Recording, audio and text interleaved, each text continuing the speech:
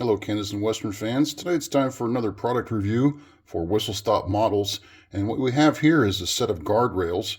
Now, these guardrails measure about 4 3/4 inches long by just about 3/8 of an inch tall.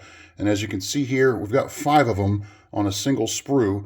So we're going to separate these from the sprue, get them painted up and stuck on the layout so you can see what they look like in their natural habitat. And I'm also going to compare these to a set of Walther's guardrails that I ordered several months ago, and we're going to compare the two and see what we have to say about that. So I'll be right back with you with these things separated and painted.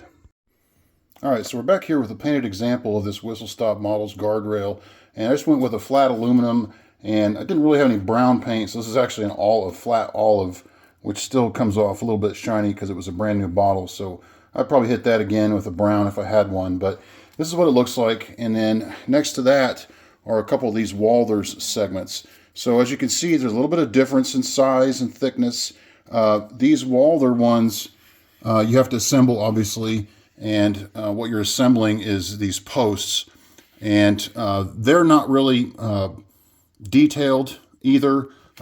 These posts, I think they pass pretty well for wooden posts that are used pretty often on these guardrails, but they also use aluminum posts.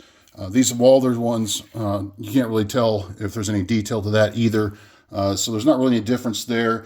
The Walther ones here are a little bit shorter. You can see there's the whistle stop models. And in the whistle stop models, you see these pegs here at the end. That's so you can tie multiple ones together. And each segment of these whistle stop models has those pegs at one end. So you could tie as many of these together as you like. Walther's takes a little bit more assembly.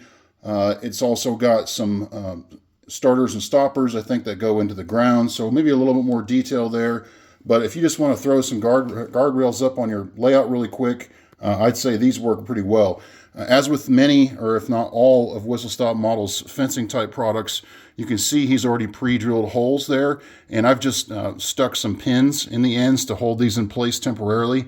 That might work for permanent as well. I'm not sure yet, but just to show those there, that's how you can mount those. The Walther's ones has little pegs on the bottom, so you can kind of stick those in, but I wouldn't count on those to hold for very long because they're not very long. But that's a comparison between the two. And then these don't just have to be straight. Over here, I've bent a section around the tightest curve roadway I have, but you can kind of see there that they do bend. They're pretty flexible. There's not really any risk of breaking. They weren't brittle or anything like that. So they do bend around. I couldn't say how tight a curve. I suppose I could pull this one off and we can experiment a little bit with that one peg there. So that's pretty tight. I don't think you'd want to road much tighter than that, otherwise it might look a little bit unrealistic, but I'd say these are pretty flexible. So pretty good product. Glad I ordered these. Actually paid for these.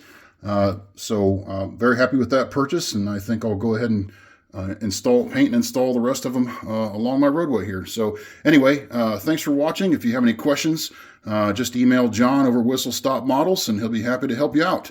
Thanks for watching.